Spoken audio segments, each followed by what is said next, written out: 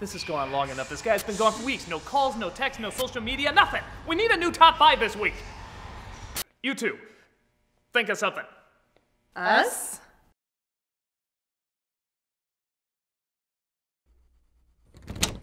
Hey, Anna. What'd you come up with for this week's episode?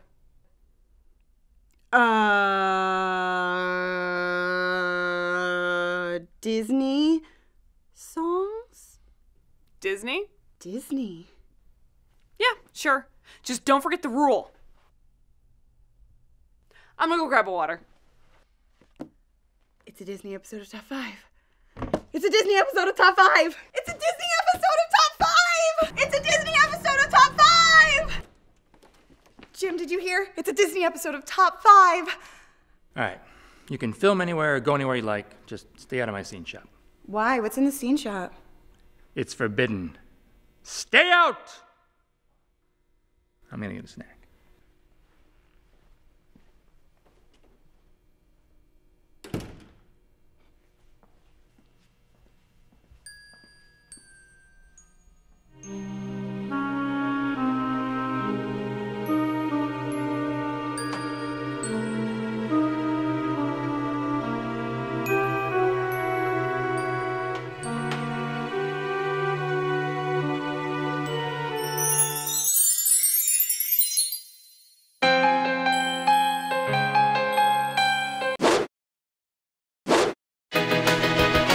I need to, and I have to, pick just 5 Disney songs. How am I gonna choose? How am I gonna choose? How am I gonna choose? Just have fun!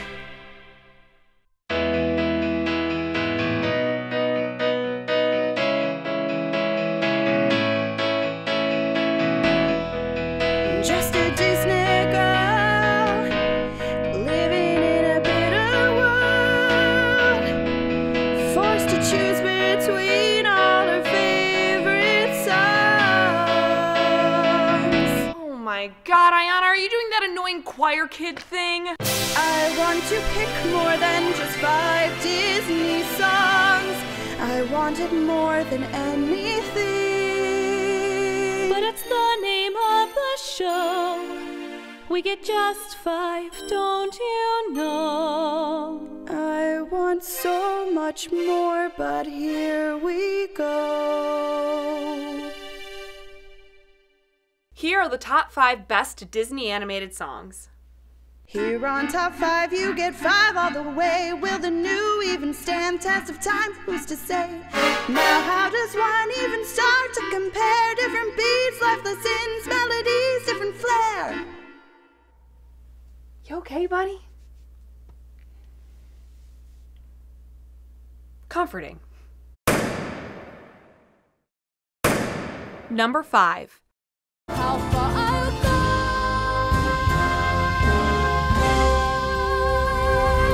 How Far I'll Go was voiced by Auli'i Cravalho and written by Lin-Manuel Miranda. The titular character Moana sings about feeling torn between the life she longs to lead and the one that's expected of her. Although she's in line to become chief, something beyond the island is calling her away from the paradise and the people she knows and loves. While many Disney princesses lament about being drawn to the unknown, Moana is actually beckoned by the ocean. Literally. Disney is constantly making technological advances in animation, but Moana was uncharted territory. In an effort to get the culture and characters right, Disney formed the Oceanic Story Trust of local experts to consult on the use of Polynesian culture in the film. And it was important for all the voiceover cast to have ties to the Pacific Islands. In Maori, Moana means ocean, and her realistic athletic body type was a deliberate change from the classic princess's smaller silhouette. Lin-Manuel Miranda originally wrote the deleted song More, but after being reminded that it had to live up to, felt it was missing a certain something.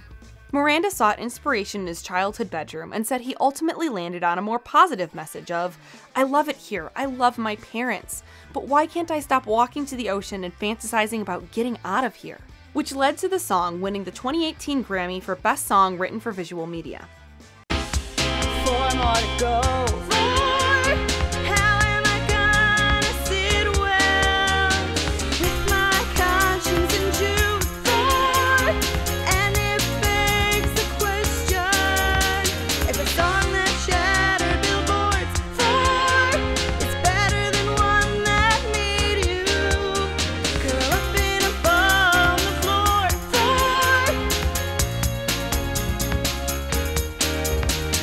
Just have to pick 4 more for Disney, for Disney, for Disney, for Disney. Number 4. Throw people thumbs over here, line up, not Written by Howard Ashman and Alan Menken, and recorded by Jerry Orbach and Angela Lansbury. The song focuses on the castle's staff, who haven't had human contact in years, in a show-stopping Busby Berkeley-inspired number. They are trying their best to make Belle feel pampered and welcome, hoping that their warm hospitality would be enough to convince her to stay and lift their spell. The simple melody was first composed as a placeholder until something more complex was created, but Menken is quoted as saying, "Of course, after struggling I couldn't improve on that dumb piece of music that I wrote initially because it was just right and got out of the way to let Howard's lyrics shine." The scene starts simple enough, but gets bigger and more exciting as more enchanted objects join the dinner show. And in animation, there's no limits to how big and raucous the party can get. It even made a mysteriously named gray stuff sound appetizing. Sure, it narrowly lost the Academy Award for Best Song to the title song, Beauty and the Beast, but it still made our list. Maybe because this number is actually sung by a French character in a film set in 18th century France. But seriously, its energy is infectious. From the moment Lumiere says, "Ma chère mademoiselle," I just can't help but sing along. Oh! I have the perfect accessory! I don't know why I didn't think of this earlier! You're gonna be okay if I leave you alone, right? Yeah, of course. Here's to the next top 3, biased as they may be, song sung ad nauseam, while parents beg for some peace and quiet.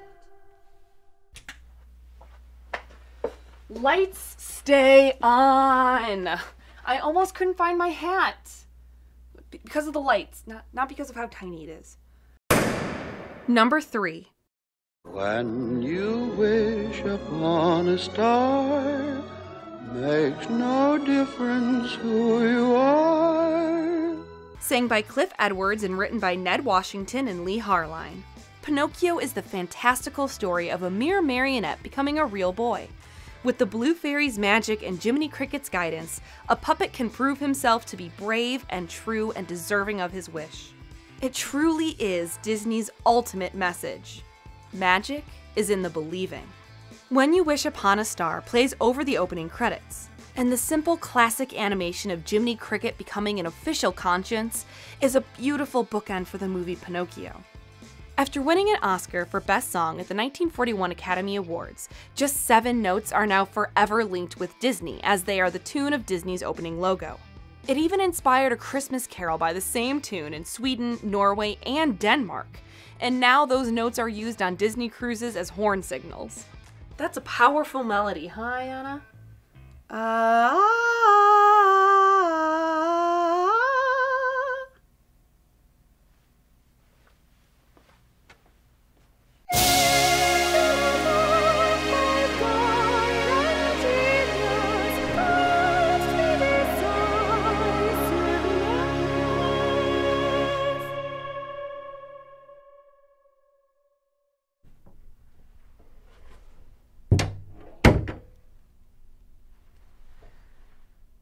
I could really use your help with something right now at the studio.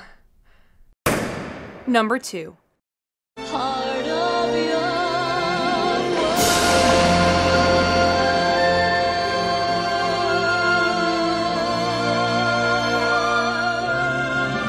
voiced by Jodie Benson and written by Howard Ashman and Alan Menken.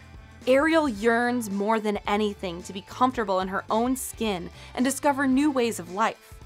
More than just young women can relate to the feeling of body dysmorphia and the need to thrive, not just simply exist. On top of its moral and melody, this scene wouldn't be what it is without its visuals. Who hasn't dunked their head underwater to let their hair float around like Ariel's?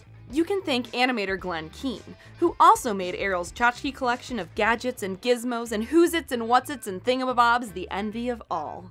This was the ultimate revival of the I Want ballad, a Disney film staple where audiences can fall in love with the lead character's quirks while they bear their souls, dreams, and aspirations. And it almost didn't make it to the final cut of the film.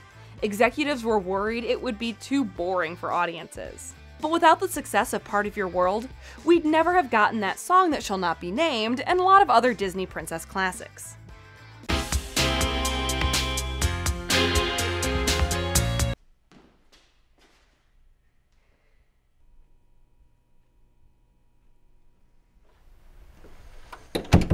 Okay, yeah, I agree that's weird. But is it really all that worse from regular Aiyanna weird?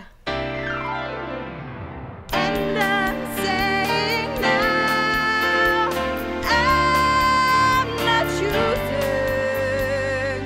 I'm just saying this because I care. You can't pull off Dreamgirls.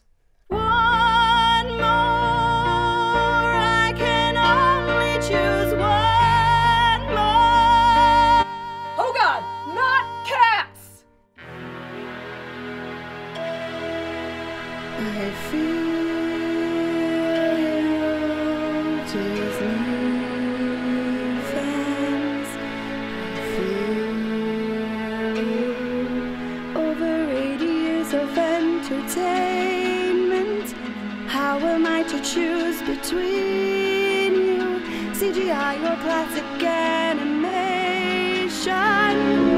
From Seven Dwarfs to Magic Yellow Hair. She's gone full Sondheim. We have to stop her. I'm more worried about where she pulled that straight razor from. How does a steamboat Willie first uttered hot dogs and topless, yet glove rodent best buds with a duck and an anthropomorphic dog owner become an icon, symbol, household name, and a star on the Hollywood Walk of Fame. Spell his name M-I-C-K-E-Y-M-O-U-S-E.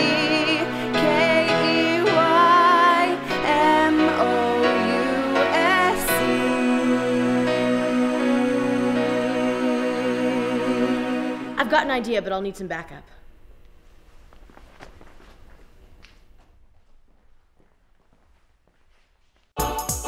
Aiyanna, it's Tamara and Heather, the awesome sisters. Aiyanna, this will never work. It's a lot of pressure to narrow down. Walter does this every week. Hey, I haven't seen him around. Not a trace, it's starting to look bleak. Well, hang in there, hang in there. For now, let's put our focus back to Disney. Disney. Hey, Tamara, what? It strikes me, viewers won't be satisfied. What do you mean you forget the fandom? Just 5 songs, they will never be satisfied. Is that right?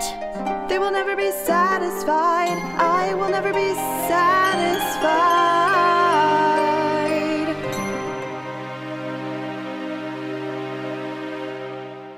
One more song. We'll help you pick one more song. It's not about pleasing trolls, endeavoring to extol, so you won't disappoint fans of Disney. We'll help you pick the top one, Heather and I. Me. La la. Tamara! I'm so sorry.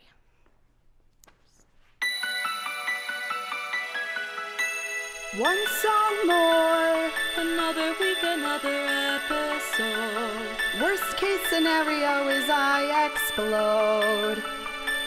Shut your eyes and take a breath. Try not focusing on death. One song more. What the hell? Who took my crown?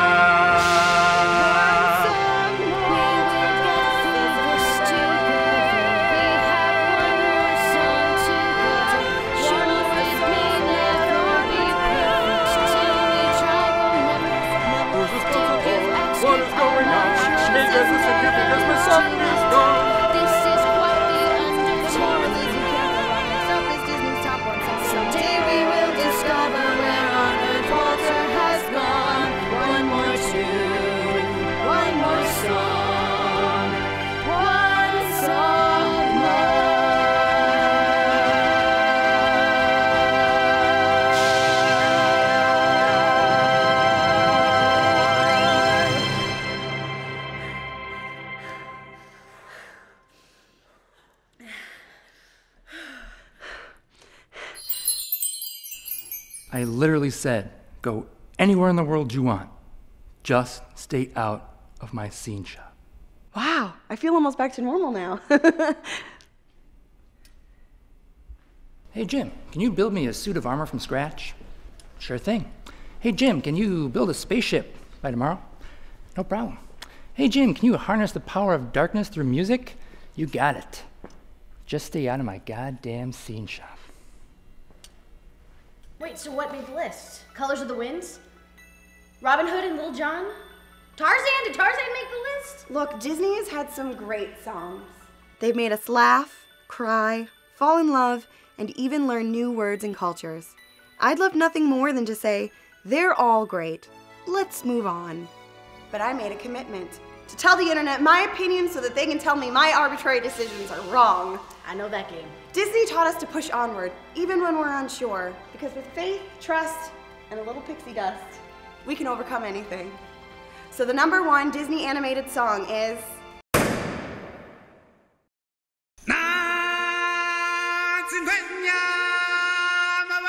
It's the circle of life. Written by Tim Rice and Elton John, the Zulu opening vocals and chant were created and sung by South African composer Le Bohème. Friendly reminder, that's a real language and not gibberish.